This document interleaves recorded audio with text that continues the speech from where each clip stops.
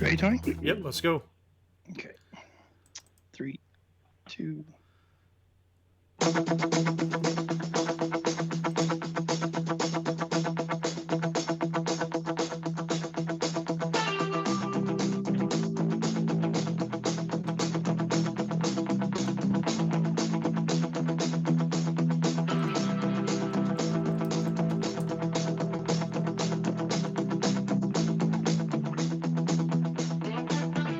Welcome to another episode of Relics Radio.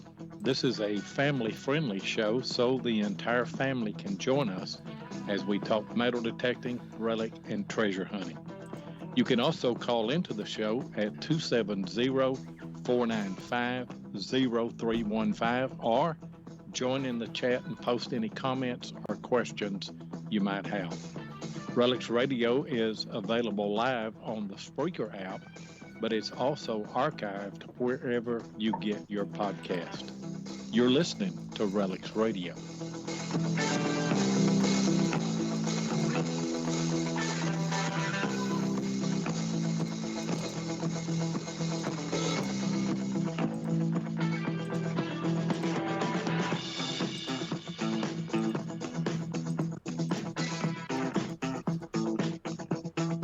Hey everyone, and welcome you. Let me back off the mic here a bit. I want to welcome you all to Relics Radio. I'm your host. I'm DK from Adventures in Dirt. Joined tonight by my co-host Tony over at 5280 Adventures. Tony, how are you, buddy? I'm doing well. How are you? It's been a little bit since we've been on. We took some time off for New Year's. How was your New Year's? It was great. Happy New Year's to everyone out there, and Happy New Year's to you. It was okay. You know, New Year's was quiet, simple, and Christmas, we had some people over and stuff, so it was nice to kind of ease into the new year. Pretty simple and stuff. But how was yours? Same.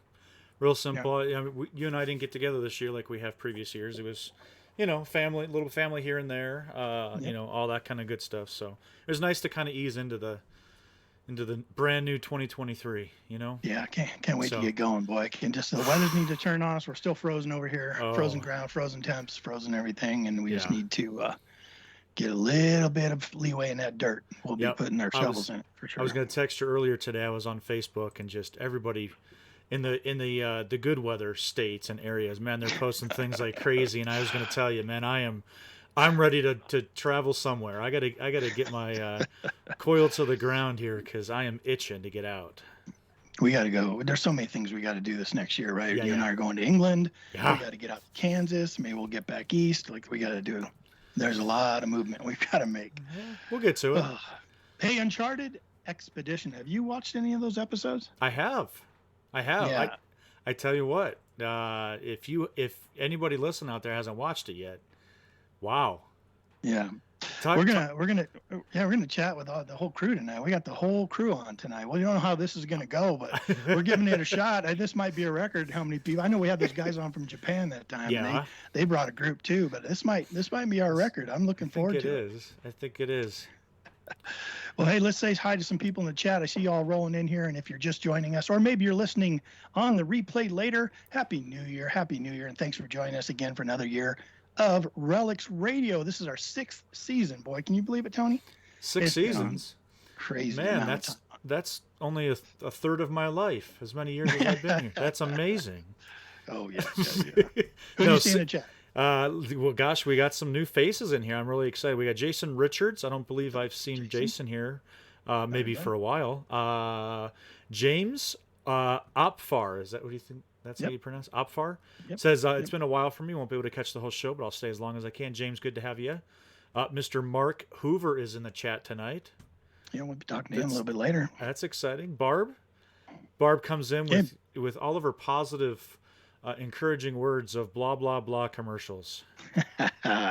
She does not like the commercials, but, they host us here for free pretty much. And, actually not for free. We actually have pay to host here, but they put their 2 cents in there, sometimes 4 cents. But hey, Dave Cruikshank just entering in from Eastern Pennsylvania. Good to see you, Dave.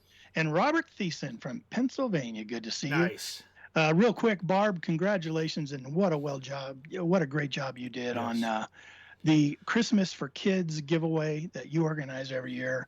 I was watching it. I had kids in it. We were right there with you, and you just pulled it off spectacularly. So a quick shout out to you. Thank you, Barb. I know the kids loved it, and the community supports you, so I appreciate that. Yes, absolutely. All right. Well, let's get to why people showed up here tonight. Quite the crew with us. Let's go ahead and bring them on, Tony. Well, you kind of let the cat out of the bag there. Uncharted Expedition. We've got 4 of the crew members here, and like you said, I don't know how we're going to do this, but we'll get through this. We've got if you guys haven't seen these episodes on YouTube, you guys are missing out. We got Tim Draper with us tonight, Mr. Shaun Fotheringham. No, Fotheringham. Fotheringham. There you go. There we go. You sound like a telemarketer. Mr. Todd Anderson and Mr. Marc Hoover rounding out. So, guys, thanks for coming on. We appreciate all your time tonight. Yeah, welcome, Relics Radio. Oh, thank you. Yep, excellent. Yeah, thanks, guys. We appreciate it. And Chu said that our videographer, he wanted to come in today, but to be honest with you, he's down in my basement, chained up to the wall, in front of the computer, trying to make us more videos. You're like, don't come out, and you're not getting any more water until you edit that last hour of raw footage. Well, I tell you what, Tony and I both make videos for YouTube, for our YouTube channels, and we know what goes into editing. And also, when you're doing a show like yours, where you're doing it very professionally and top-notch production, I know you guys shoot so much that you don't actually use, you know what I mean? And you just shoot hours and hours and hours of footage, and you know, most of it ends up on the cutting room floor. But you need talented cameramen and talented editors. And who does all that? So Chooch does all the shooting. Does he also edit, or does Josh and Antonio help out with that? Well, when it comes to the filming, Chooch is the A-roll videographer. Antonio is also a very, very good, he has a very good eye for photos and videoing as well. So he's usually running the B camera. And that being said, the whole team takes turns being the B guy as well. You know, sometimes, like if me and Shaun are in the scene, Chooch has the camera up, and let's say Todd is not in this scene, let's say, then he might be the guy holding the second camera. When it comes that to is the editing, when Todd's not accidentally filming himself. So, I mean, we've had to, does he do that a lot, Shaun? along the way. Does he do that? Does he turn the camera around on himself, and then you guys are over there like climbing down a mountain or something, and he's like, sorry guys, didn't get that. Come on, Hoover, let's figure this out. Camera's up in the air and down on my feet. Yeah. All right. You know, Todd, I got to say, and to answer that question and to go into 2 things real quick. So my oldest daughter, Jada, she's the one that does the final editing. She's very talented. She has her own business. She usually does photos, but I talked her into doing video. She did really well on YouTube a couple years back. So I had to, as a dad, talk her into it. But I got to say, so Jada does most of the work, but I definitely am in and out, you know, while she's putting these episodes together. And when I got to the part of Todd from episode 3, I just started laughing. I had no idea he was doing all that. And I see Todd like that, but most people do not see that personality of Todd when the cameras are rolling. That's hilarious. That's funny. We actually had a comment in the chat already about the guy playing the blues harp waiting for the cougars to eat him. That, I mean, talk about entertaining. And then of course you had to define exactly what, you know, he was waiting on the cougar, what type of cougar he was waiting on. You know, I want to protest. I think I was lied to. How many days were you waiting there?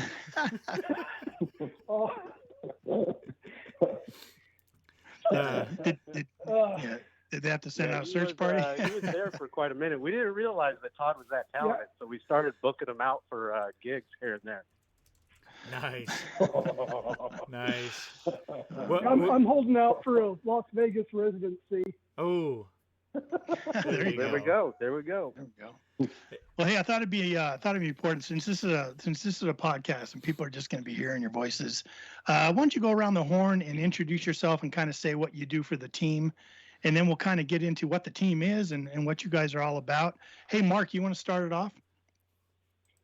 Oh, I got to start, huh? Well, hey, everybody. I'm Marc Hoover. I know a lot of the people here on Relics Radio. What's funny is, I don't know if you remember this, Ken, but, I actually booked the talent for Relics Radio for about a year and a half before Yes, you did. exited it off and did that. So it's great to be back. And my role with the team is metal detecting, and also as a diver, if we ever get to the point where we need that. I got certified years ago, and I got recertified, so I'm ready to get back at it. And so I'm the sole person outside of southern Utah. I'm out of Florida, and we'll talk about it more tonight. But there's a real connection between the Spanish coming up the East Coast, or the East Coast of Florida, and then what we're seeing out in southern Utah. But yeah, that's my role. Excellent. Welcome to the show. We appreciate being here. I know, boy, we really, it was always great when you were booking talent stuff. Yeah. I wish I had you back. I know. You know how it is, right? So, it's definitely a thankless job sometimes. So I'll thank you right now for your years of service to Loy and Jeff. And good to have you back on the show for sure. How about you, Shaun? You want to go next? Yeah, so I'm Shaun. I'm in charge of the team's safety. I'm also the lead climber. Antonio is my climbing partner if we do need to go that route. He's going to be the one that is on the other end of the rope helping me. And he also is my landscaper and has a ton of experience with moving dirt and heavy equipment. Sweet. So once we get to where we actually have to roll up our sleeves and do the heavy lifting, that's what Antonio is in charge of. Nice. Great. Good to have people like that with you that have that experience. Moving dirt isn't as easy as some people would think, especially large quantities. Large amounts, yeah. Very good. Yeah, the man is quite the master of it, and he's not here to toot his own horn, but he's also our Mexican MacGyver. We call him the Mexicutioner because there's been tons of times when we've been in a jam and he's fixed something literally with baking soda and crazy glue to get us back on the road. Oh wow. That was crazy. Now, picture this, what Shaun just said. Our team was above 10,000 feet in elevation on a lone peak in a huge known mountain range in Utah. We've been up there for 3 or 4 days? I think it's 3 or 4 days. Been out there camping and stuff like that. We're coming down this hill. We're pulling the ATVs, the UTVs. We had tons of equipment with us. And we're going down this, what would you say, Shaun? It was at least 15-degree angle, downhill slope? It was probably the roughest, trail that we've ever been on. We had to take the trucks to pull all the equipment up. In hindsight, next time I go up there, I'd rather take a UTV, but we took the trucks and all the way down. I think Antonio, the road was so rough that he snapped his front end drive shaft, and one of the little four-wheel sensors. Drive shaft. Oh my gosh! Right, one of the sensors broke, so he had to glue that in with homemade epoxy. It was pretty impressive. Wow. That is Sunday. That's a talent. When we came down the mountain and his truck finally got stopped, we were stuck. We couldn't move anymore. We happened to be just a couple miles out of the nearest town, which was called Camas, Utah.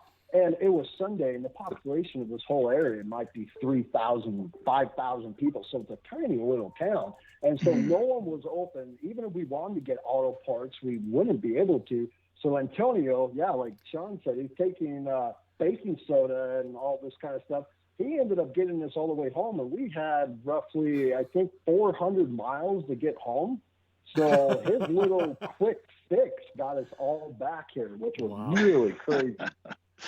Oh, that is crazy, man. Very, very valued member of the team. Absolutely. Good to have somebody like that around. Hey, Todd, how about you? You know, you and Tony and I share something in common. We do a little prospecting and look for that color in the pan. Tell us who you are and kind of what you bring to the team. Yeah, I'm Todd Anderson. I've been treasure hunting and prospecting for about 30, 40 years. Got a couple of claims out here in Utah. Had some others around Idaho and Utah, but I bring, the gold mining, the mineral knowledge, and just my experience over the years. And playing the harmonica. Yeah, master harmonica. And my harmonica skills. Cougar sitter. Wildlife handler. We got it.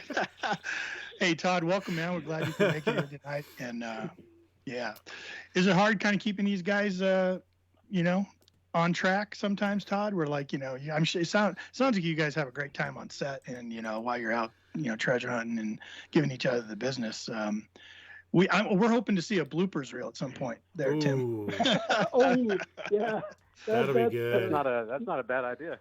Yeah, Christmas we bloopers had a good time. That's the number one thing is to have a good time, and we try and show that we're up there looking for things, and we're researching, we're exploring, but ultimately we're trying to have a good time. We're having fun. Yeah. That's great. Hey, Tim, why don't you take it next and tell us, first tell us about Treasures in America and how that came about, and then how sort of Uncharted Expedition came about, and how you were able to rope all these guys and talking them into chasing you around the desert and, getting into the good stuff. Sure, yeah. So I'm Tim. I've been treasure hunting for 25 plus years now. This is something that I've always enjoyed doing ever since I was about 18 years old. I love the outdoors. I always loved history. So it just kind of made sense, history, looking for riches, looking for lost, undiscovered places and knowledge. It was just perfect for me. I started up Treasures of America in about 2015. I think I sat there and thought about the idea of Treasures of America for about a year or so. And it was around the time that I started working with Shaun. And me and Shaun, even though we butt heads at first a little bit, we had to kind of get to know each other during our day job. He was actually my boss. So I'm working for him around that time. I'm his assistant, we're in construction management. He was the superintendent. So it took a little bit, but to be honest with you, after a few months, me and Shaun kind of started learning a little bit about each other. And then I shared some things with him in my life. He shared some things with me. And, you just become friends. Either you're going to hate each other or you're going to become really good friends after working together for, almost 6 years. Oh, yeah. So the guy was my work wife. And when you talk about a blooper reel, going on YouTube is long overdue. Some of the stuff that we got into some shenanigans that we can neither confirm nor deny actually happened. But we had a lot of fun. Yeah, we did. You might hear from one of these podcasts, maybe even during this one, how Shaun talks about TIA inspired him. But one thing that I have not mentioned to the public is that Shaun actually helped inspire me to start TIA. So, as we became friends, I told him I was a treasure hunter. He kind of looked at me like, well, treasure hunting is not real. There's no way. And, a lot of people probably picture, me setting up these little hunts with Easter eggs. And as I started to tell him what I do and, all this lost history that's around and things like that, I started it up and I kind of put myself out on a limb. I was by myself at the time. And I got to admit, especially back then, there were a lot of treasure hunters that had more credibility than me. And here I was putting things out there on social media and trying to, kind of feel things out. And it just worked out. And Shaun was right there along with me. So, we just went from there, and that's how we ended up where we are now. Man, all it takes is a passion, right?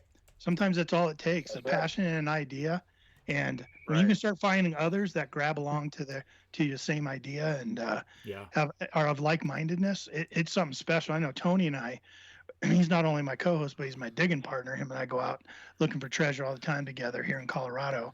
And we always talk about work-wise. We always talk about, we probably talk to each other more than we talk to our wives right now, because we're always on the phone with each other. Like, man, I just found a school site, and it's like, right now it's just this huge farm field, and I got the owner's name. We're going to go talk to them, And our wives just shake their head and roll their eyes, It's like, go find me another ring. That's usually what they say.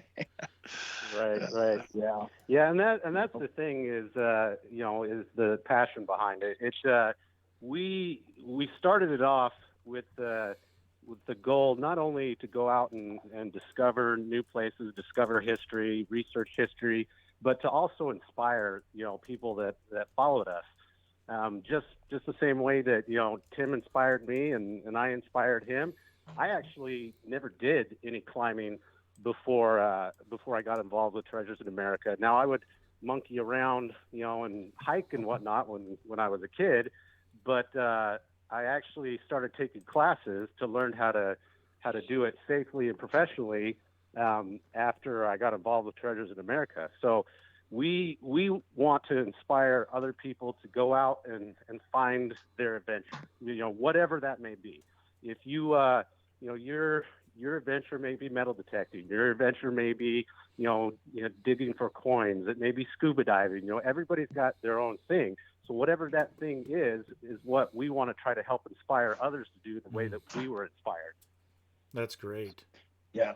That's Shaun's fantastic. exactly right, and that's why Treasures of America is still the main part. No matter where Uncharted Expedition goes, Treasures of America is where we all started. Todd, all of us, Marc, we all started with Treasures of America. Treasures of America was the first brand that came out of our team. It's the one that built up the credibility. It's the one that earned its spot. Uncharted Expedition is just a split off of Treasures of America. So, but that's exactly right. That's one thing that me and Shaun always talk about.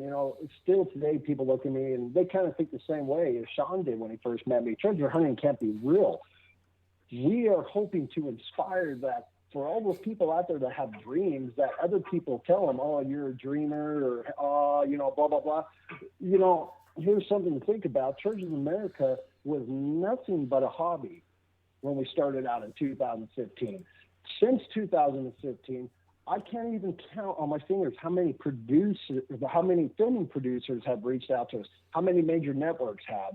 All these different things, and Treasures of America just grew and grew. And it is actually, if I had to say one thing about Treasures of America to explain it, it would be inspiration.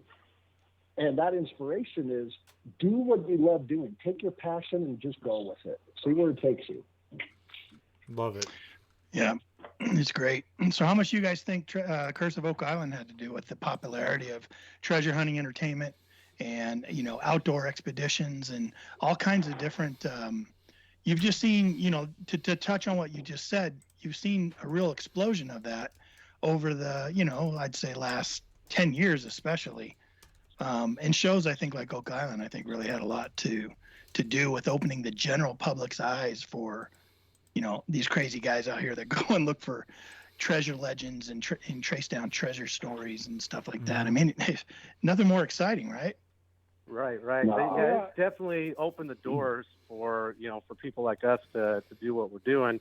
It's I think folks generally want to go get out and want to explore, want to be part of something like that. So we've been very fortunate. Like Tim said, we've worked with other producers in the past, and that's kind of why we started this whole Uncharted Expedition thing, is that, some of these producers, we're not going to name names, but some of them would reach out to Tim and ask him for some stories, and Tim would collaborate with Todd, because Todd's the OG, one of the OGs of the group, same as Marc. I mean, these guys just come with such a well of knowledge that, we would talk with these producers, and then the producers would take the ideas and run with it on their own. And we're like, whoa, wait a minute, what the heck? So we're like, hey, if we're, why don't we just do this and do it our way?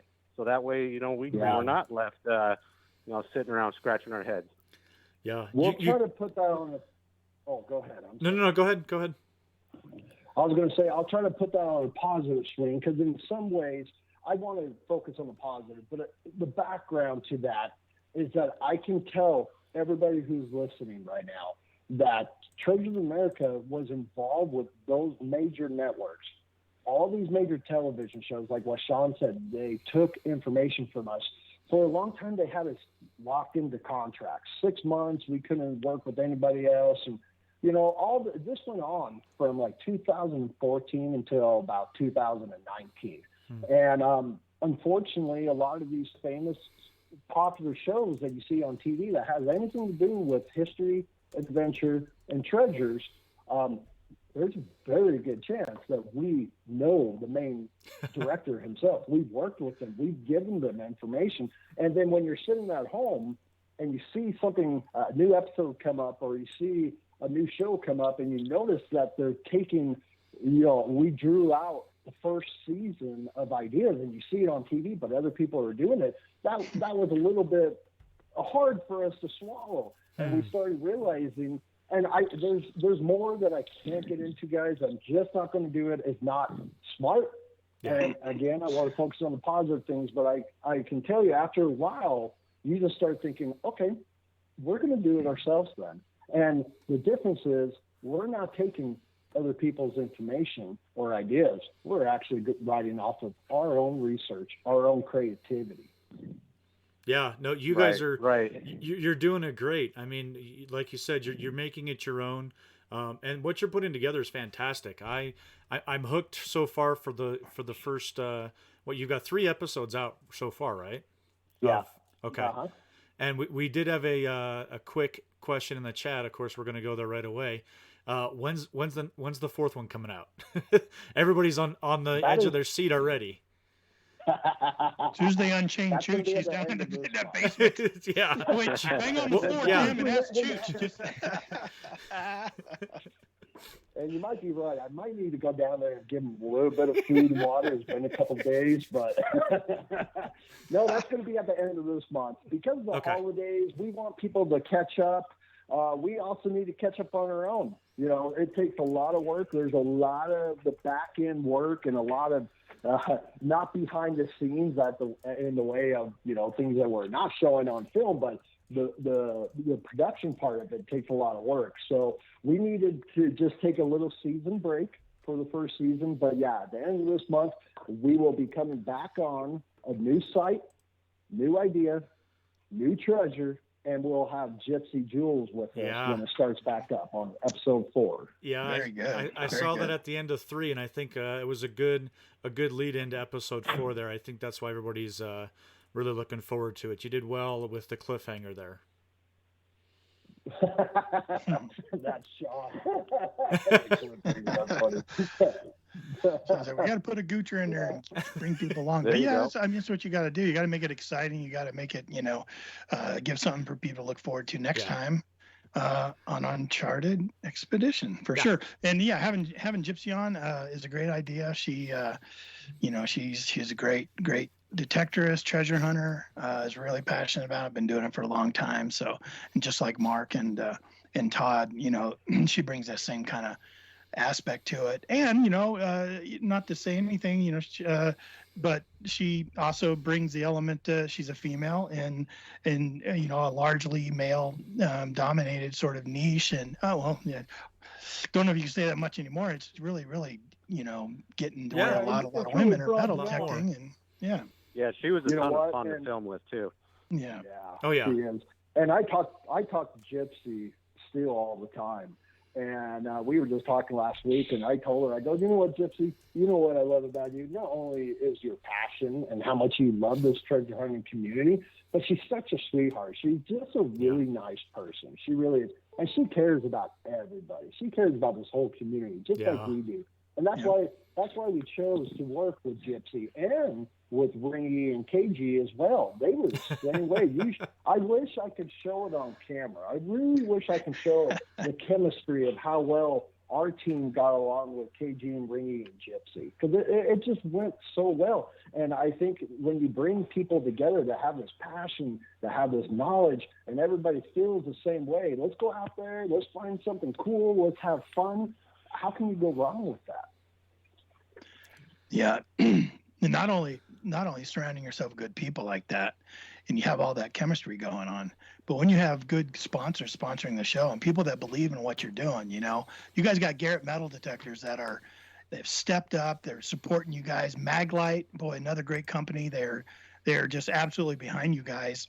And, you know, that opens doors for you guys too, to have those kind of national sponsors like that, believing in what you do. I mean, you got to appreciate your sponsors, right? Like when they step up like that. Oh, we do. And they've been very generous, so we've been very fortunate. Yeah. What's that, Todd? I think bring that up. Oh, that was. Shaun. Oh yeah, no, they've been great. We love our sponsors. Yeah. And I gotta say, Maglite and Garrett have both been on the phone and in the emails with me. We talk and communicate all the time. Again, both of those are our two biggest sponsors, and they both, Garrett especially, did the most for us out of everybody. Maglite's right there behind them, and they're still supportive. They're asking, what are we doing? What are our plans for season 2, you know? And that's what I want to say. Garrett and Maglite really care about everybody. They really do. It's not about the views. It's not all about that. Garrett alone put out so many offers to us. Hey, we want to help you guys. You know, what do you guys need help with? What can we do?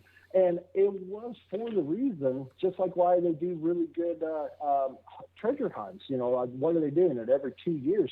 They really do care. They want to bring something to this treasure hunting community. So, yeah, they've been great sponsors. And we're hoping to work with them again.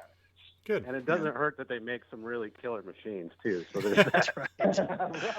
Exactly. Yeah, that doesn't hurt at all. Just drop one more little thing there. Everybody who's listening, if you know Garrett, if you see him at a hunt, same with Maglite, if you guys know someone that is an employee, it doesn't matter who it is, Maglite or Garrett, let them know, hey, we saw Uncharted Expedition. I'm glad you guys helped them out. Let them know that, so they know that they are making a difference. Yeah, definitely will. You know, here in Denver, we have a metal detecting club that both Tony and I belong to called Eureka Treasure Hunters Club, and it's been around since the 70s. And I can tell you right now that over the vast majority of the years, Garrett has been one of our major supporters of the club. They have really taken care of us on all of our Rush to the Rockies hunts that we have.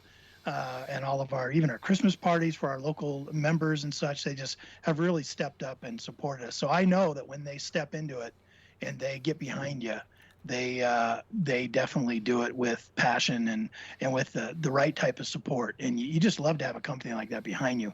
And I don't know personally much about Maglite, but I would imagine they're the same as well. They are the same, and Maglite actually owns a lot more companies than what people think. Maglite is the main mother company, but even Gerber Knives, all that kind of stuff is owned by Maglite. So Maglite, we were surprised that such a large company even, thought about helping us out. And when they did, I got to tell you, they didn't blink twice. They said, yes, let's do this. And they said, what do you need? So great company, both of them. Yeah. I love Gerber Knives. I've used Gerber knives for easily 25 years. The Gerber Gator, one of my favorite knives of all time, by the way. So the Gerber Gator. Yeah. I don't think I've ever heard of that. It's a great knife. Yep. Excellent. Well, hey, let's start talking about Uncharted Expedition. I know with Tony mentioning the 3 episodes that you guys have up right now. And if you're listening, if you're just joining us, boy, we're with the team from Treasures in America. and Uncharted Expedition. And I'll tell you what, you can go over right now. Tony's putting the link in the chat room, but if you go right down below in the description of this podcast, let's say you're listening on the replay a week from now, 2 weeks from now, a month from now, head on down. The link's right down below in the description of this podcast, and click on that link that takes you over to Treasures in America's YouTube channel. And there you're going to see some episodes, and depending on when you're listening to this podcast, you might see episode 4, 5, 6. They might have a bunch of them up, but give them a look. Right now they have 3 up right now that you can go take a look at. They're very well produced, very well done. And season 1, episode 1, you definitely need to go check that out, because in that episode, right, Tony? Yeah. Like, they really get into the nitty gritty of, kind of how this all team came together. I'm always interested in that. I'm always interested in the backstory of how the team comes together from different walks of life. It takes an awful lot of effort, guys. I know, Mark, you can talk on this too. You're in Florida, to put in the effort to get together, to make the trips, to do the hours of filming and treasure hunting. I mean, yeah, you guys film, but you also are out there doing it. You're also out there. You want to find it. You want to discover. You want to learn and have that excitement. So. I'll encourage everyone listening to head over there and watch season 1, episode 1, and we'll chat a little bit about some of the other episodes here too. But Mark, why don't you tell us a little bit about episode 1 without giving too much away? Like, what was it like when they first approached you to come be a part of this team? Well, I was metal detecting on the side of the road, and they just pulled up and said, "Hey, you want to be on a podcast?" Location. I thought you were going to say they pulled up and threw a pull tab out the window at your feet or something. They probably did that too at some point. But no, it's kind of interesting. So I've been blessed with the opportunity to travel all over the United States, and I just was in. It's funny because I was in Alaska this summer, and I see Tim on here as well, and he was up there detecting with us. Digger in the chat. And so anyway, I've been blessed to be able to travel all over the U.S. And I noticed that there's a difference between the East and West, and even up in the Midwest, it's different too. But I had the opportunity to travel out to southern Utah for 6 years for the work that I was doing. And I went to a couple of hunts. I actually went to one of your hunts in Denver. Yes, sir. That one right out in Central City. And then went up to a hunt in Idaho with Rob Johnson, who's a big supporter of ours as well. Shout out to Rob. And when I was in St. George, I don't know, things happen for a reason. And I saw some information about this really cool thing called Treasures in America. And I said, I got to find out more about that. And what blew me away was they were literally down the road from where I was working out in St. George, Utah. So I reached out, and of course, Tim didn't return any of my calls, and I had to reach out to Todd. I had to reach out to Todd Anderson first. And Todd, he had his man locked up. I was in Mexico at the time, Mark. Oh, is that right? Oh, okay. Anyway, no, Todd put me in touch with Tim. We finally connected, and we went to dinner, and it was just, we just hit it off. And I loved everything that they were doing with Treasures in America. I wanted to be a part of it, and I had the opportunity to travel, as I mentioned. So once Uncharted came along and Tim shared that idea, and Shaun, and we all got together and chatted about it, I was on board and I wanted to be a part of it. So I felt like,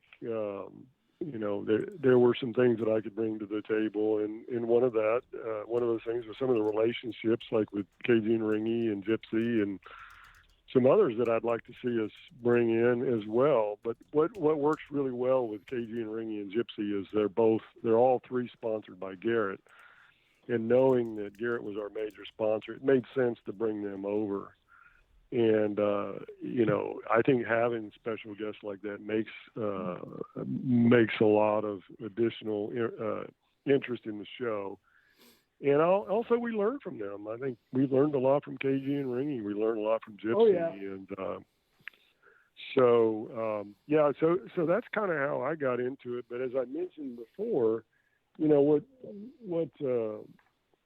what's really special about southern Utah and the whole Utah area and out there is what we're doing now, without giving too much away, is we're really chasing the history of the Spanish and early history out in that area. And there's so much of a synergy between what was going on in the East Coast, off the east coast of Florida, with the Spanish galleons coming up, and then also with the Spanish coming up through Mexico, along the California coast, up through Mexico and Utah and all that. So we're not unfamiliar with what we're doing in terms of the Spanish and their exploration. And so anyway, even if I didn't have a metal detector, I just love the adventure that we're pursuing, and I love the team, love being a part of it, and I wouldn't want to be anywhere else.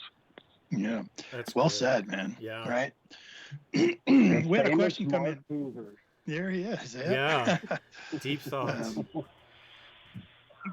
Tony, we had a question Yeah. in chat, didn't we, about episode 1?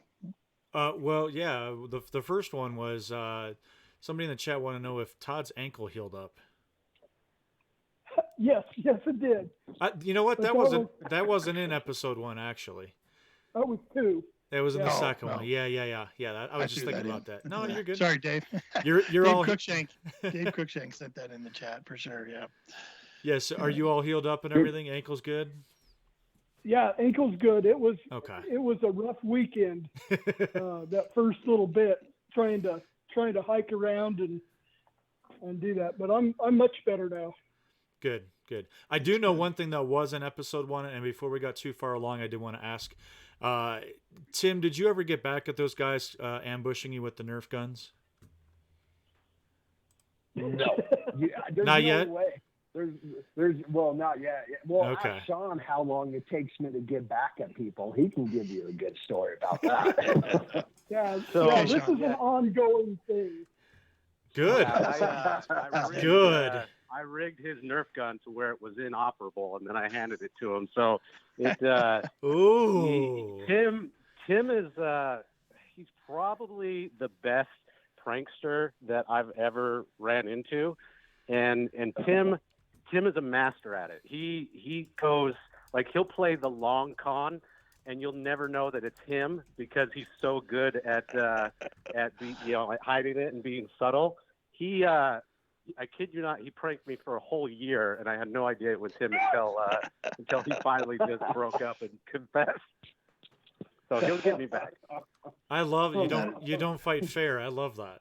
Yeah, that's awesome. I'm good with that. Well, the good thing about having KG and Ringy on the show is, these guys, I'm talking about Tim and Shaun and Todd, they're like real professional around KG and Ringy and all, and they had no idea what was coming. And I can share this story because it was not on film, but before we left on one of the episodes, KG and Ringy put a large log in Tim's suitcase. Tim carried that all the way home. That was pretty funny. I got the pictures to prove it, and there's some pictures that I cannot put up on social media that after I got home, and I'm like, what the heck happened to my suit? What is this log doing in here? All of a sudden, Marc, KG, and Ringy are texting me, laughing, sending me pictures of what they were doing to my stuff before I got home, before we left the Airbnb. And I'm like, oh, my gosh. And bad enough having Shaun around, let alone, Yeah, no, I don't know about – and Shaun did really good with that scene in episode 1. He handed it to me. I had no idea. Like, that's what's so cool about our series. Like, everything you guys are seeing, we're not acting like mad scientists in the editing room trying to come up with all these things that didn't really happen. Everything you see really did happen. I called up Shaun the day prior, and I said, hey, let's get Josh. Josh doesn't know it's coming. Let's get him with the Nerf guns and just unload on him. Well, Shaun puts the safety on. I've never touched that Nerf gun before. And all of a sudden they turn it on me. And I'm sitting there trying to fire, and all I could do was run because I was getting hit like 20 balls every second, you know? Shoot. That's right, So, man. Yeah, and I encourage you all to head on over there, watch it, season 1, episode 1. And there's a lot more that goes on with that too. You guys need to go check it out. And you'll see exactly what we're talking about, how that all transpires and how it all worked out, or didn't, as the thing may go. But yeah, that was a lot of fun. And keep doing that, guys. Keep pulling the personal, human interest. You guys are all, a bunch of buddies, but you also give each other the business. Like keep doing that. Like, because majority of your audience is probably going to be adult, and they know that them and all their digging buddies, or them or all their people that they enjoy like-mindedness activities with, like this. They probably all give each other the business too. So you're making that connection with your audience when you do stuff like that. And being real, when you watch videos, when people are real, and that's when you get the good connection with your audience. So absolutely keep it up. I'm entertained. I loved it. Well, and so that was kind of the goal with doing our own thing, is we wanted it to be authentic. So there are times where we're not we're not scouting the area out ahead of time. We're not, Tim may have some information that we're looking for. We're trying to get like real raw reactions from some of our guys, which, to Chooch's credit, makes it makes it pretty tricky sometimes for him to set up the filming and the videography, because he's got to stay one step ahead of all of us. Oh yeah. And when you get this whole team together and we're in a spot, it doesn't matter what type of lost treasure or history it is, or we're finding structures. It doesn't matter what it is. We're no different than a bunch of 10-year-old boys in a candy shop running around. I want that. So Chooch is one guy with a heavy bag full of filming gear. If we're in the UTVs or in the car, he has to get out the GoPros. If we're on foot, he has to get the stabilizer. There's a lot of different things. He has the bigger 4K camera on him. So Shaun makes up a good point. This is real. So unfortunately for Chooch sometimes, and for the guys, I feel bad. We're used to just going out there and you find something, and I don't know how many times I've turned around in the past and went, where in the hell did Shaun go? And then you look up, you're like, holy cow. Or it's like, where's Todd? He's been gone for like 4 hours. Well, now we have a leash on everybody, right? It's like, no. You know what I mean? It's like, Chooch is the leash. If you're more than 20 feet ahead of him, you have to stop. And unfortunately, to get those real reactions and the reality, that's just the way it is. But sometimes, we have to say, everybody stop. I think I see something ahead. I think it's going to be good. Chooch, where are you? Yeah. Run up that mountain and get us climbing up the mountain. Oh yeah, he's definitely the hardest working guy on the team. I think the only person that carries a bag heavier than his is Todd. Todd, when he goes out, he likes to pack everything and the kitchen sink. So that's the way it is as a prospector, right, Todd? Yeah, you may need that kitchen sink. Shovel, hammers, shovels, and slews, chisels, pans, all kinds of stuff. Right. You got to pack it all. all. I think someone's. Go ahead, Todd. I was just going to say. Go ahead, Todd. I'm sorry. No, I just usually over prepared, but I don't hear anybody complaining when there you go. They need the toilet paper and I'm the only one that has it. Or that's awesome. I have trimmed it down a bit though. No, in fact, you know what? I heard someone say on the last podcast the other night, Todd, that you might be, what did they call it? Like you might be bringing too much, or I can't remember the word they used. But you know what? Keep your eye out for episode 4, because there's a certain spot in episode 4 where I don't know if you guys watch the episodes, look at my backpack and then think about Todd carrying around this, the same backpack that these backpackers do when they're going to be out on the trail camping for like 15 days at a time, right? And I'm sitting here reaching in my backpack going, Todd, look what we found, blah, blah, blah. And I'm like, oh, man, I don't have my GPS. I don't have this. Where's the map? And Todd just here's this. I'm like, oh, thanks. Right. Okay, Mark, you were going to say something. Go ahead. Well, I was just going to talk about the camera work. There's no doubt that Chooch does an amazing job, and we're very fortunate to have him. But sometimes we got to split up, and the great thing is we can take GoPros. And I was thinking about one of the episodes where I was out away from everybody else, but I was with KG and Ringy, and we were working on a certain area together.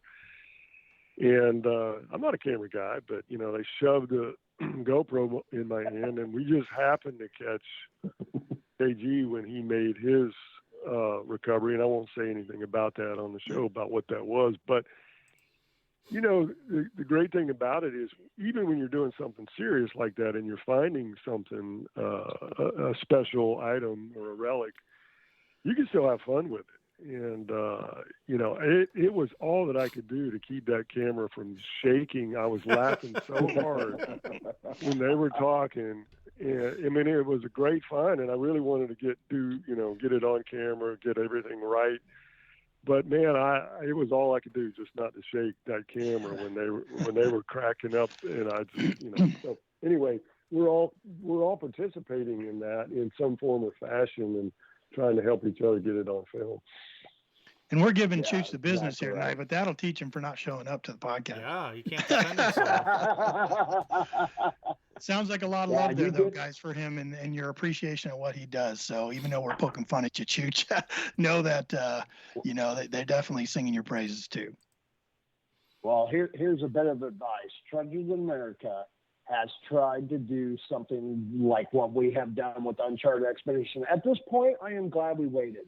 I think we're more prepared. But like what Shaun said earlier, we probably should have been filming years ago, and so we have gone through a couple videographers, people that we thought could hack it. They thought they could hack it, and it's not easy.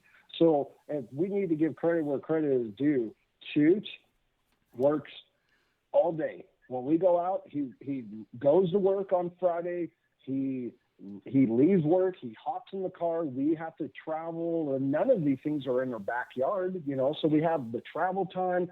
We're showing up at the Airbnb. He's one of the last guys to go to bed, charging all the equipment. He has to clean the equipment every day because this is real stuff. When you see like 2 seconds of the UTV going down that dirt road, just assume that we probably did 10 to 20 miles, sometimes 60 miles in that UTV. It's too boring to show everybody, so we only show a few seconds. But that creates a lot of dust on the equipment. It's not cheap equipment that we're doing. So, the cameraman, if anybody wants to know, take care of your cameraman, because we can tell you for a fact they're hard to find, and to find a hardworking one is even harder. Amen. Can you imagine cleaning that equipment? My gosh, both Tony and I film a lot, and I can't even imagine cleaning that equipment. There was that one episode I know where you guys are in the UTVs, and he had to be on the corner of the bend, and you guys went wheeling around it. And I was just thinking, my whole time I'm watching it, they just sprayed him with all that dirt and that dust coming around that corner. And, if it's Chooch behind the camera, he's got to go now clean all that up. Yep. He's not here to defend himself, but I will tell you, Chooch looked at me after that scene, and he goes, "Why didn't you whip that thing around and get much closer to me?" And I go, "Chooch, I didn't want to hit you." And he goes, "No, it's good. Like I would have been really I'll good take it." I'm like, yeah. Wow. He is a go-getter for sure. I'm jealous that you guys have a cameraman. It's tough to film everything on your own. I would love to have Chooch come follow me around for a couple, a whole weekend trying to film stuff. That's fantastic. He does a great even job. Mark. Sounds like Mark's doing a good job. Yeah. I'll take we Mark all too. do. We all do Yeah. a little bit.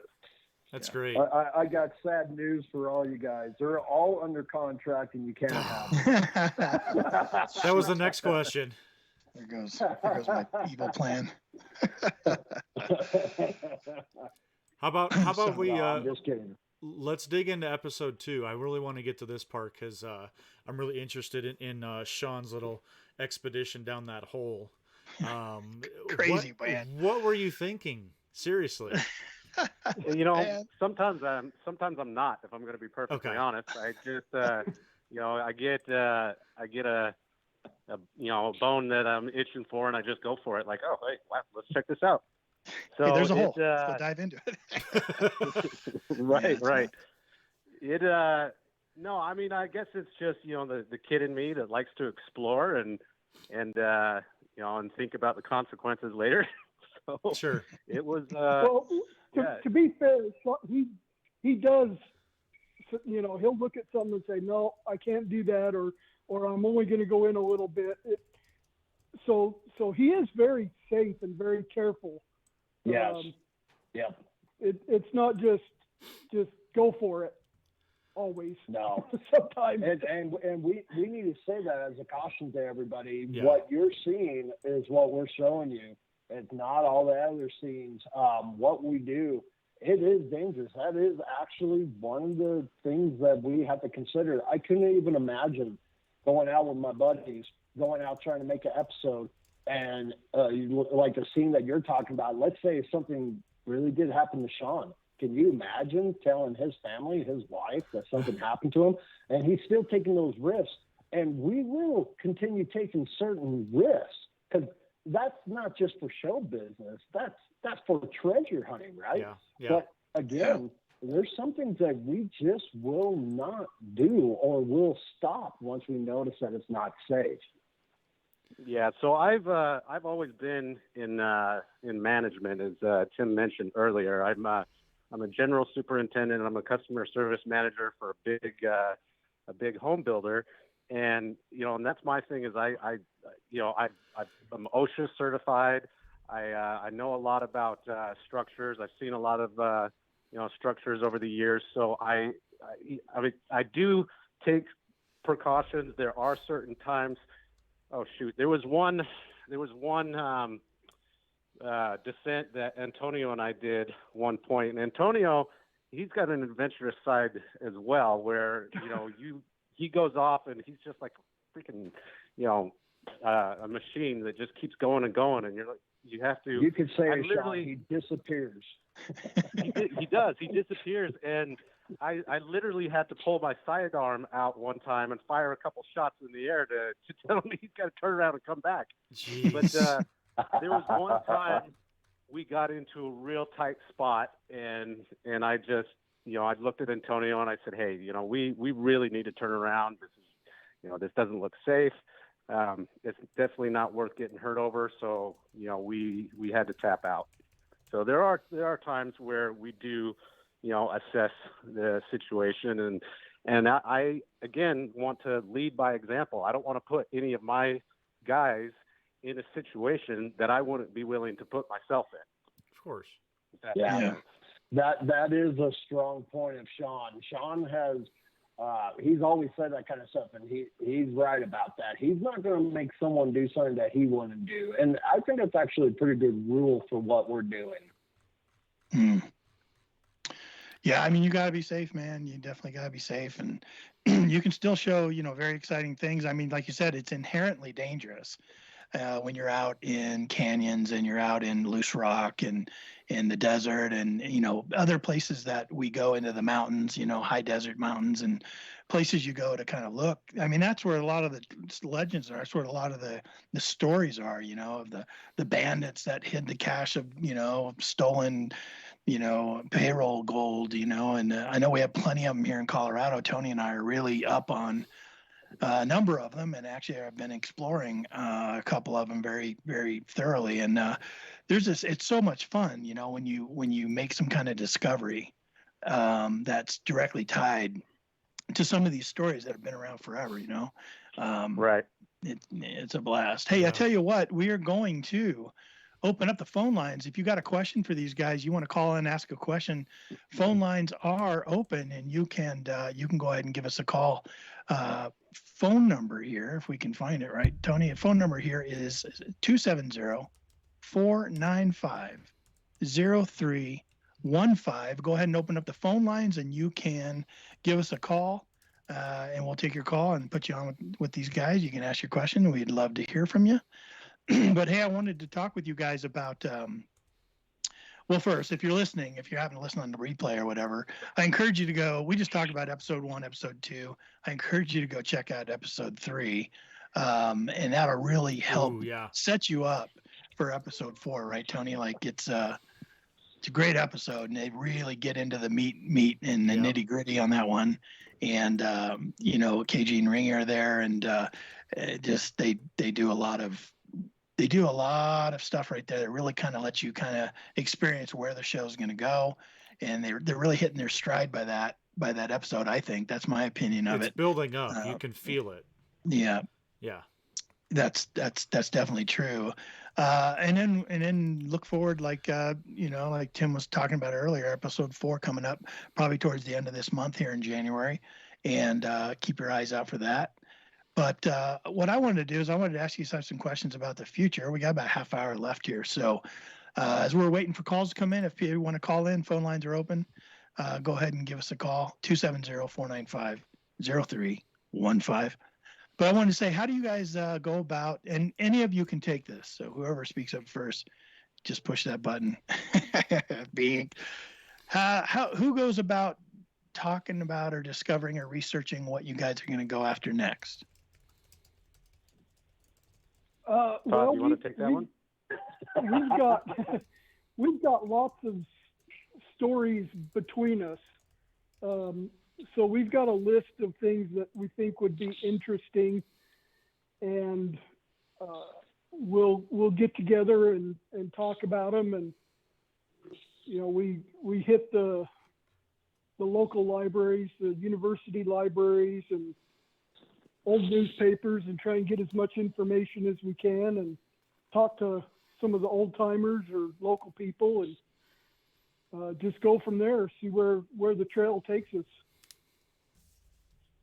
Do you guys think that you're going to pursue a certain track until you've just played it out, and then move on to the next thing? Or do you guys think you're going to mix it up where you may jump from, sort of a pursuit to a different pursuit? Like, have you guys made any of those decisions yet, or kind of talked about that as a team? Or, is there one person that kind of says, let's do this, and everyone votes on it? Or how's that it's team? all a team decision. It is definitely a team decision, and we have talked about that. And I will have to say that even though we're coming up with ideas, and we're choosing to show you guys what we're doing, we're kind of leaving it up to the audience too. So everybody who's listening, everybody who's watching, feel free to give us some feedback on YouTube. You can email us, whatever you want to do. Season 1, we were going to put it up on the bigger networks and platforms and charge people, and then we decided this belongs to the treasure hunting community. This type of thing does not belong on Discovery Plus or Roku or whatever, Amazon Prime, not for the first one. We want people to be able to watch it and give us some feedback. So season 1, we are going to be bouncing around. I'll give you just a tad bit of a teaser. Starting off on episode 4, we're in a different location. And for the rest of the episodes, we're in different locations. We're doing different things, going after different treasures.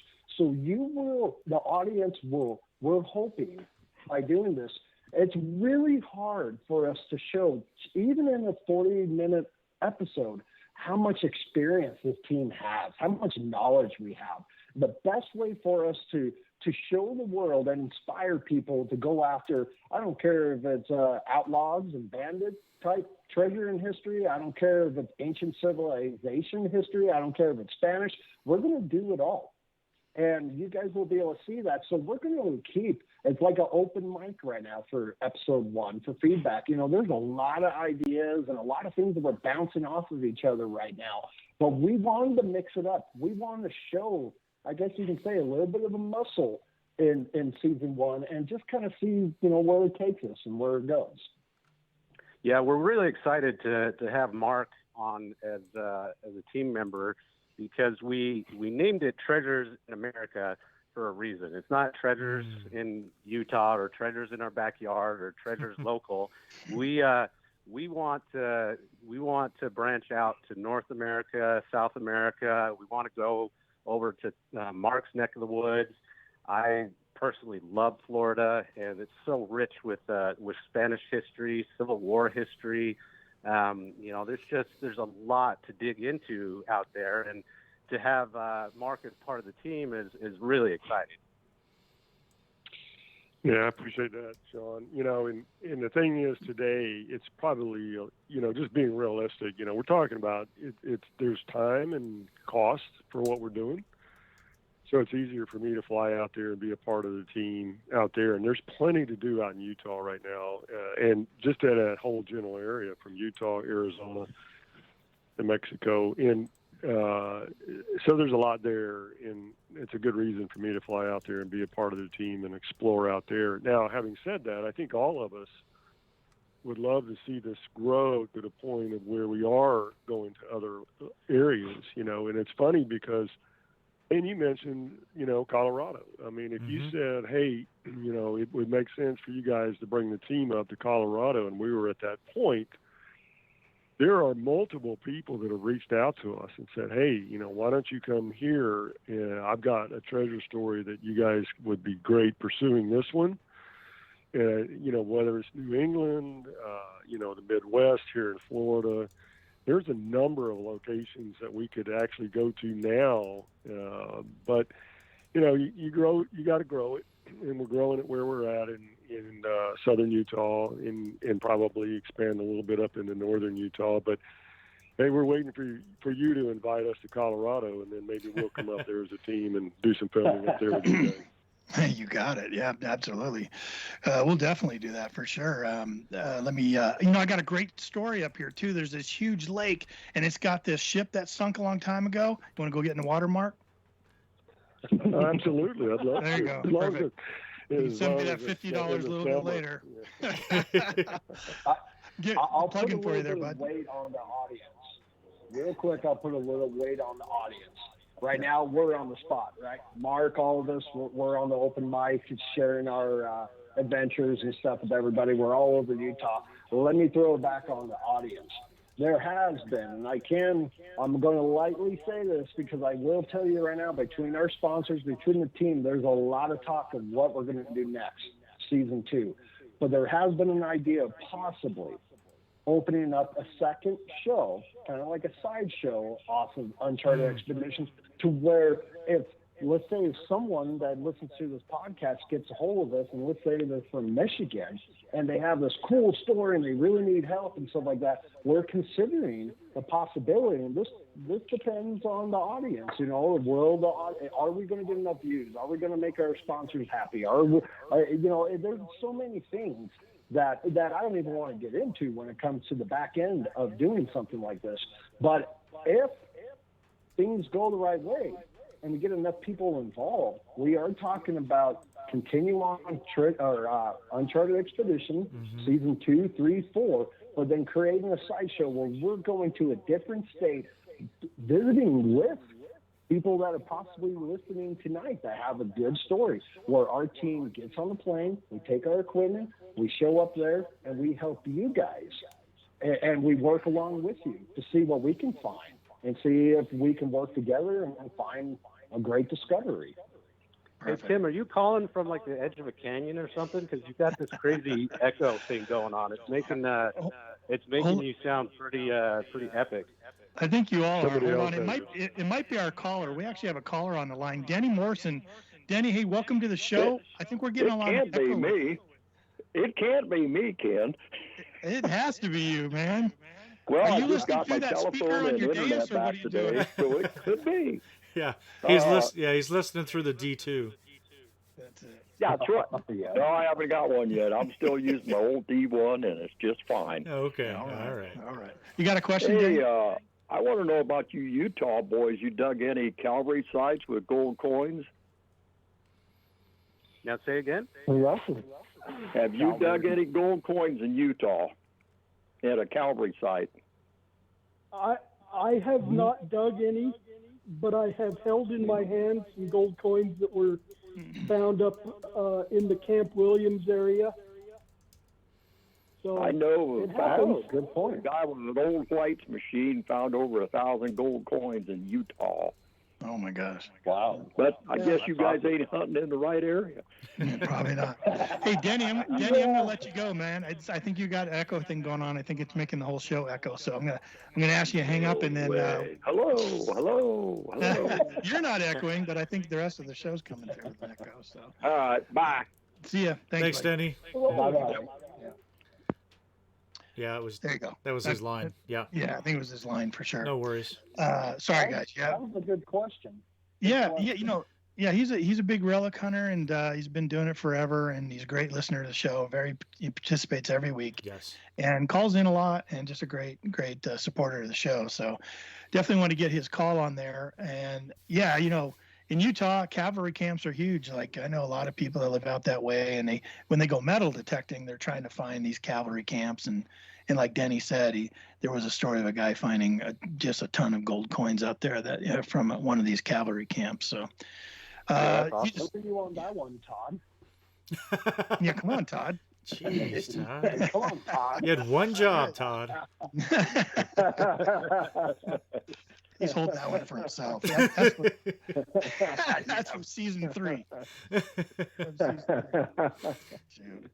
Yeah, that was a good question. There's a lot of stuff, there's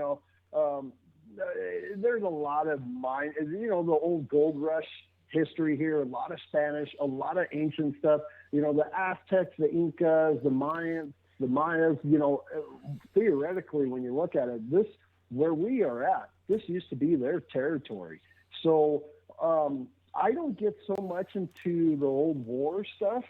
I know that Todd gets a little bit more into there. And again, that's just a great question and a great way to explain that we're going to show a lot of different things. And now that, he brought that question up, I guarantee you I'll be on the phone with Todd sometime this week going, Todd, we got to check into that kind of stuff. Right. We had, I was looking in the chat, Tony. We actually had a question come in from Bill over Ohio Relic Hunter. Bill said, hey, do you guys have, he was watching episode 1, and he said, do you guys have an air quality device that you carry down in those caverns and into the mines? He said, I saw in episode 1 in that hole, they broke water tension at least by a canary. That's what Bill said, by a canary. Right, so if the canary dies on you, you know that the air is probably not too good. But do you guys carry air quality device? Shaun, I know you were saying you were OSHA certified. And you and I both are into construction. I'm a project manager, and I know that's sometimes a big part of our normal jobs. You know what I mean? Right. Yeah. To be perfectly honest, no. I need to. That's on my bucket list of items that I need to get. But it. If it smells sour, then that's another red flag that we just don't even attempt. But that is on my list of items to get. Yep. Yeah, there's a lot of times where when we find a cave, mostly it's mines out of this area that we're going in. Todd is a miner and has been for a long time. And we don't always show it on camera, but lots of times there is a lot of investigation in the way of looking for ventilation. We know about the hazards of stagnant water that's been sitting in the cave or in the mine and how it can carry the gases. So if we question it at all, and I know that sounds a little unsafe because you never can be sure, but we come with a lot of experience where if we question it at all, we'll just go somewhere else, or we won't even do that site. We'll just leave it alone. We'll wait to come back with the right equipment. So lots of times we're on foot with our backpacks, and it's been hard. You'd be surprised how many things get forgotten. We're all planning one of these trips, and we got 2 weeks to plan for it. You got your checklist, and sometimes we just don't bring the equipment. Sometimes we forget, and sometimes we just don't have it. Right. Yep.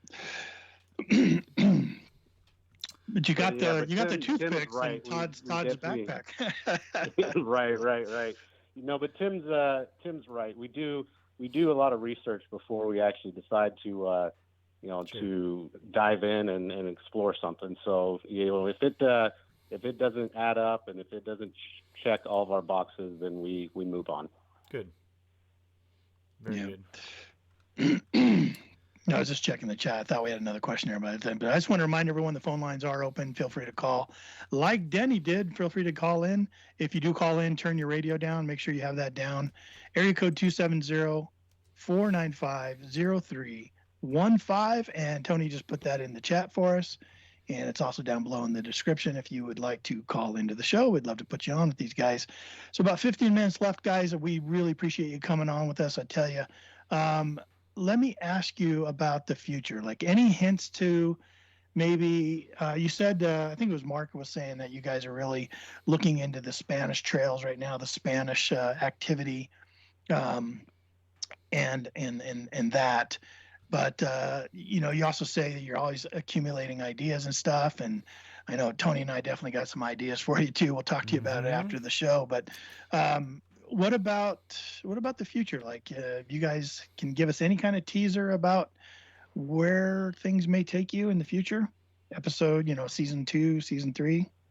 I can tell you that season 2, Antonio is gonna come in very handy as an interpreter. So that's about as much as I want to tease right there. But that's the goal. Gotcha. I think they're going to Germany. He thinking speaks France. German. I was thinking France. French or German, I think, is where they're heading.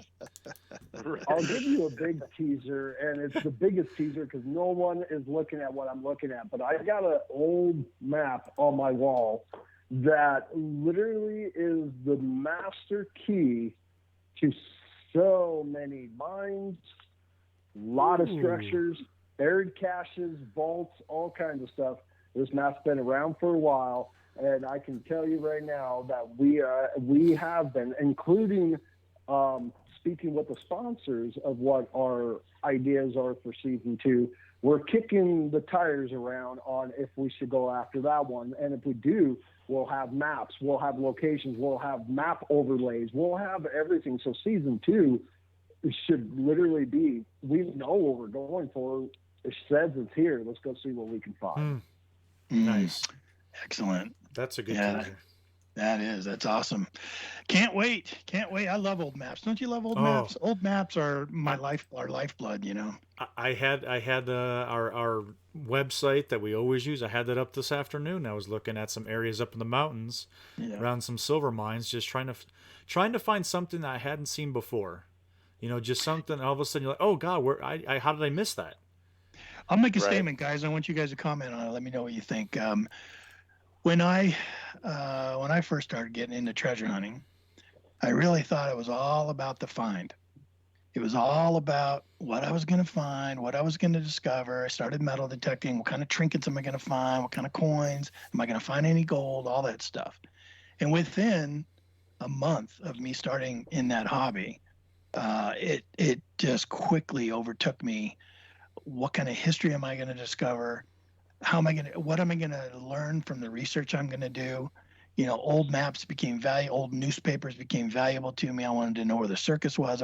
And it became all about the journey. It became all about the path to get you to the find is 90%, 98% of it for me. And so when Tony and I geek over, old maps and, look what I found over here and stuff, we haven't even found anything yet. And we're like goosebumps and talking about possibilities. You know what I mean? Do any of you have that kind of feeling with your passion for treasure hunting?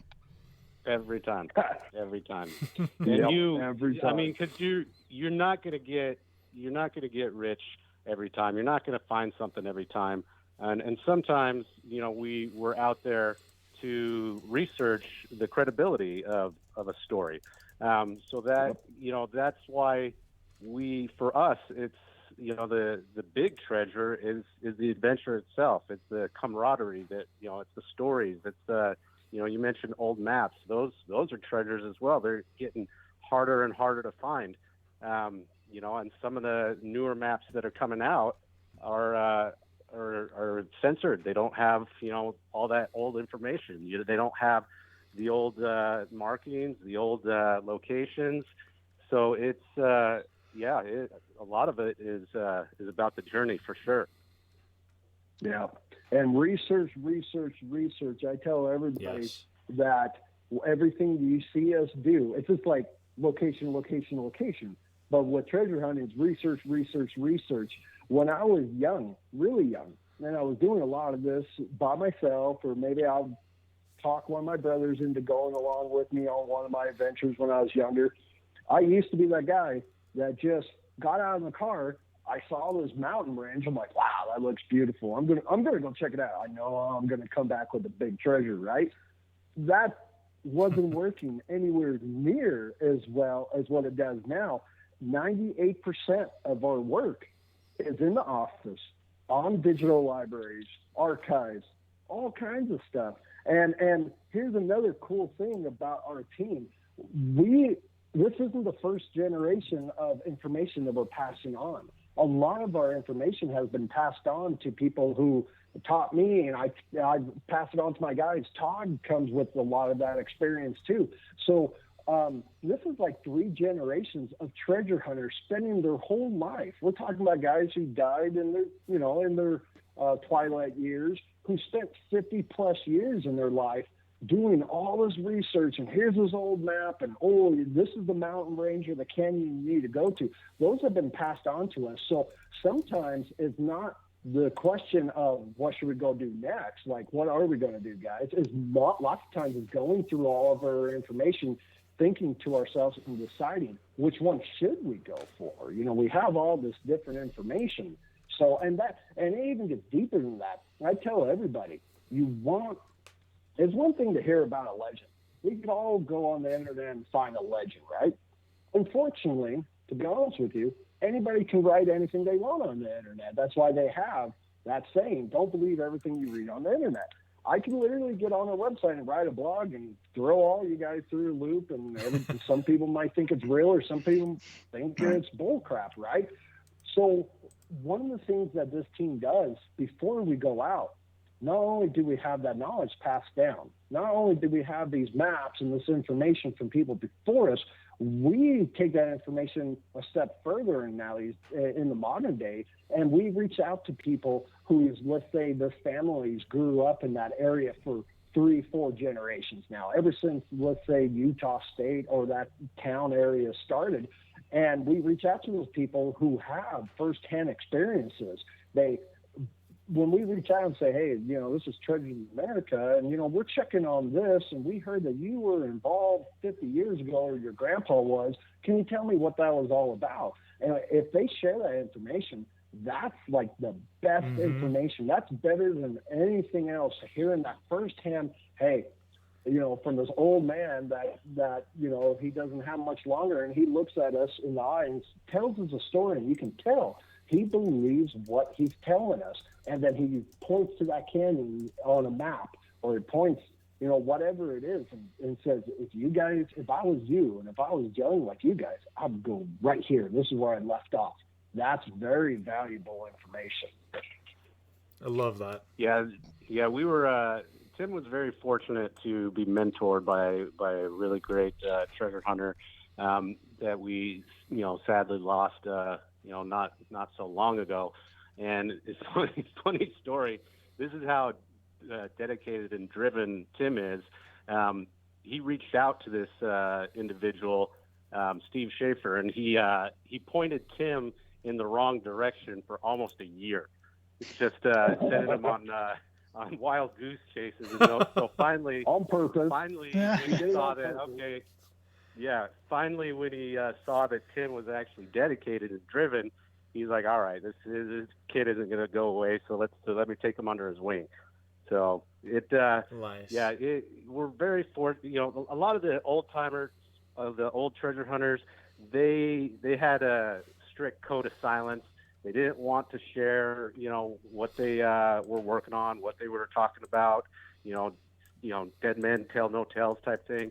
We wanted to share what we were working on with our audience. We want to pull together as a team.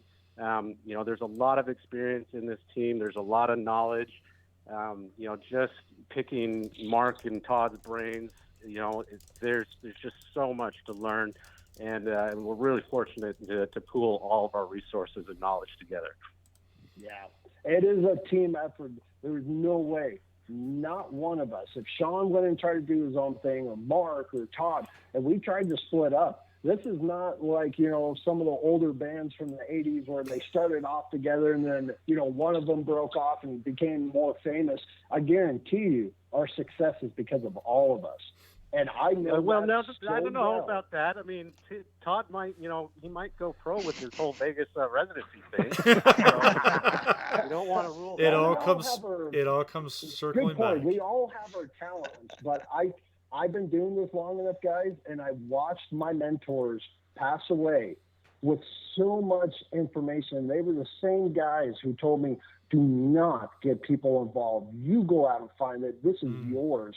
And I saw them pass away, and there was really no one there to take their information. No one was really dedicated enough to, and even understood the research enough for it. So I can tell you this, after all these years, if you want to be successful, you've got to get, you know, people who you can trust.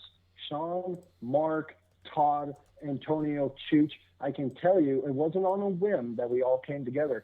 And even though on Uncharted Expedition, it might seem like we just kind of started, this team has been together for a long time. We've earned our spot with each other. We've earned our respect with each other. It's all there, and it would never have happened unless we all did it together. And I can promise you that. Yeah, I think just adding to that, and that's very well said, Tim. Ken, I think you alluded to this. You know, the treasure is in the group together, working together to go pursue, the hidden treasure, relics, whatever it is. But the real treasure that we all talk about is being able to spend time together, going out and looking for it, the adventure of that, and all the things you experience along the way. And I've said this before, and I'll say it again. You know, if you think about it realistically, hopefully we find something, and I believe we will. And, we find things along the way, maybe not the treasure, but everything we find, we're just temporary stewards for somebody else to find 200 years from now. So the real treasure in all of this is being together and going out and pursuing it together, and the things we have fun doing, and that camaraderie. So, that's what makes the treasure pursuit worth it. Yeah. Well said, Marc. One more thing. My mentor, who did pass away last October, I can tell you this story. The same guy who told me to keep things quiet, work by myself all those years, the last 5 years of his life, he was excited that we built this team. He was going to be a part of these shows. We were actually, unfortunately, the thumbnails that you guys see on YouTube from our episodes, that's the day he passed away. He was in the hospital here in St. George. He came here 2 days prior. We were all going to take the photo shoots for the show and stuff, and we were out doing it. We knew he wasn't feeling very good, and he had some bad health over the last couple of years, but he ended up passing away just an hour after we got back from the photo shoot. And I can tell you this, the same man who taught me, do it by yourself, do not tell anybody anything, he was tickled to death. And he had, I didn't see him like that for the last few years. And his last few months here, he was excited about working with the team. He was excited about what we can do. Power comes in numbers. And he learned that from this team. So it's a very strong thing. It really is. Yeah. So, hey, we're coming to the end here. You guys, I knew it, Tony. I was talking to you about it. We talked about it both together. You guys are just been incredible guests here on the show. So open and forthcoming, and just, it's been a lot of fun. You guys have fun together, and we really appreciate having you guys on. Tony's got one more question for you, though, each of you. Tony, I'll let you decide who you want to ask it to, but go ahead. You guys can each answer it yourself, or you can maybe just have one spokesman for it. But when you think of like Uncharted Expedition, that term, in one word, what kind of comes to your mind?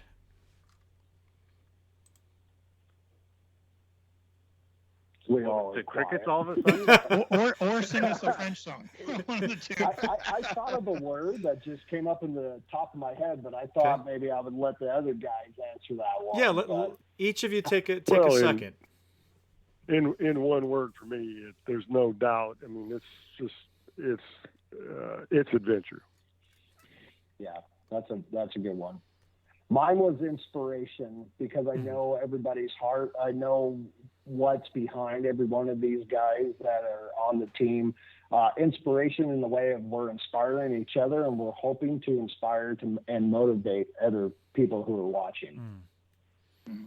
Yeah, that definitely is a big one for me. I would have to echo Mark and Tim's comments.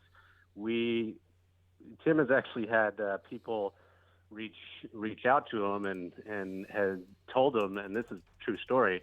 There's a gentleman that was following us that lives back in New York, and he's like, "Wow, I like you guys' stuff. You guys inspired me to get out there, and I just bought a Jeep, but I don't know how to put it in 4-wheel drive. So could you tell me how to put it in 4-wheel drive?" And so that's the type of stuff that is exciting. When you see that, you've motivated other people to go out and find discoveries and find their next adventure, that makes it worth it. Wow. Awesome. Todd, how about you? Don't say Vegas. Todd's just in it for the Cougars. Yeah, the Cougars, man. See, that's the what it's one all word, about. Cougars. It's all about Cougars. Well, listen, man, I want to thank you guys for coming on. You've been amazing. Really enjoyed having you guys on. It was great talking to you. I feel like we could hang out. You know what I mean? Like, hopefully someday you get to come to Colorado. Maybe we'll get a chance to meet each other and share some of this passion for sure. But thank you guys very much. I'll let you guys have the last word, and then we'll kind of Tony and I will say our goodbyes, and we'll play the outro music. And whoever would like to, we usually say goodbye to our guests personally off air after the show ends. If you guys are okay with that, just hang out with us and we play the outro music, and then we can say our goodbyes off air if you're willing. But I'll give you guys last word. Take it away, Tim. Go ahead, Tim. Thank you for having us on. Thank you for giving us the time to talk. And I don't mean just the host, I mean the listeners. It actually doesn't mean a lot to all of us. I know it does. We are passionate about what we do, but it's always nice to know that people are behind you, and we really do care about this treasure hunting community. Every single person who's going to listen to this podcast is a part of that community, not our community, everybody's community. And so thanks for the opportunity. Hopefully you enjoyed the show. If you haven't seen it, go see it. Give us a chance. At least try the first episode. It's only 30 minutes of your time. If you don't like it, you can move on. If you do, well, guess what? There's going to be more to watch.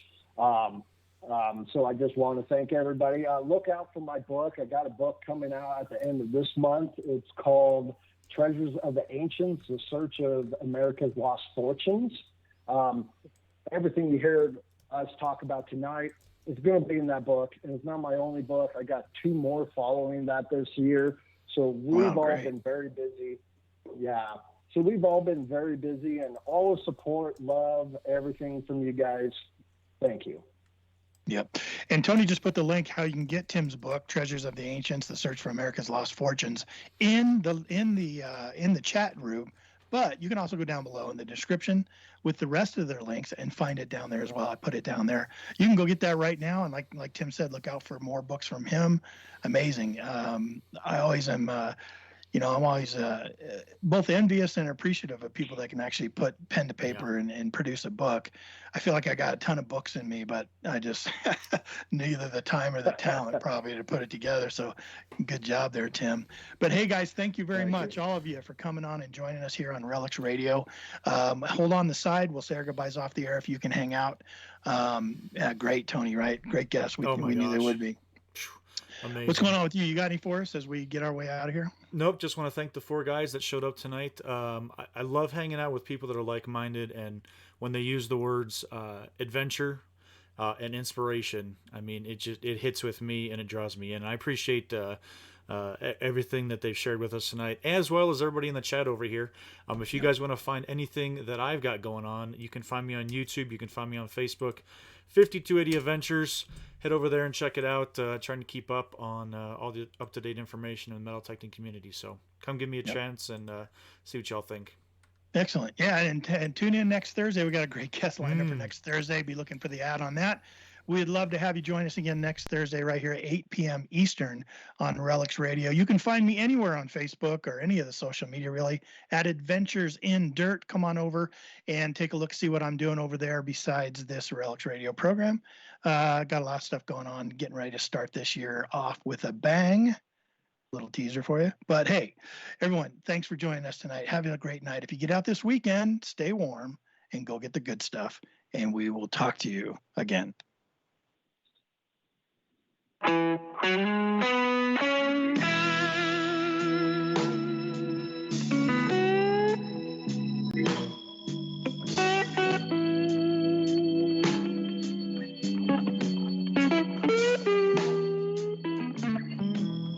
Thank you so much for joining us tonight on Relics Radio. We really do appreciate it. Be sure and join us live each Thursday night at 8 o'clock Eastern here on Spreaker. Or you can catch the archive show at Relics Radio on Spreaker, iHeartRadio, iTunes, Apple Podcast, and many other podcast outlets. Please take a minute and hit the like button and be sure that you follow us so that you'll get notifications of all of our upcoming broadcasts. Be sure and visit Digging with Seven and Adventures in Dirt on YouTube and check out the Relics Radio Facebook group page. If you'd like to get in touch with us, then send an email to relicsradio@outlook.com. We'd love to hear from you. We hope that you will join us next Thursday night, and until then, get out there and dig some history.